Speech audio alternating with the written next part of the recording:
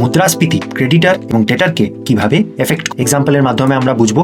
ধরো একজন ডেটার রয়েছে যিনি টাকা ধার নিয়েছে একজন ক্রেডিটারের থেকে, সেটা একটা ব্যক্তি হতে পারে বা একটা সংস্থা যেমন ব্যাংক হতো। তো ধরো এই বড়োয়ারটা ইনফ্লেশনের আগে ক্রেডিটারের থেকে লোন নিয়েছে 100 কোটি টাকা 10% ইন্টারেস্টে 5 বছরের জন্য। খেয়াল রাখবে এটা ইনফ্লেশনের আগে নিয়েছে, যখন ইনফ্লেশন 0% ছিল তখন ধার নেওয়া হয়েছে 100 কোটি টাকা। আচ্ছা, এবারে এই ডেটার 100 কোটি টাকা নিয়ে কি করবে? নিশ্চয়ই কোনো উদ্যম বা কোনো ব্যবসায় ইনভেস্ট করবে।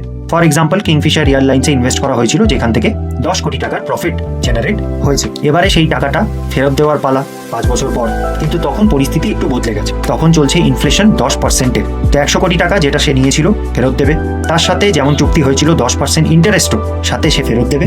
তার মানে সে টোটাল ফেরত দিল 110 কোটি টাকা। নিয়েছিল 100 কোটি টাকা কিন্তু ফেরত দিল 110 কোটি টাকা। এখন তাতে কি যে ক্রেডিটার ছিল তার কি 10 কোটি টাকার প্রফিট হলো? যদিও সে অ্যাকচুয়ালি ফেরত দিল 110 কোটি টাকা বন্ধুরা, কিন্তু এখন চলছে ইনফ্লেশন 10%-এর। তার মানে টাকার ক্রয় ক্ষমতা পারচেজিং পাওয়ার 10%-এ কমে গেছে।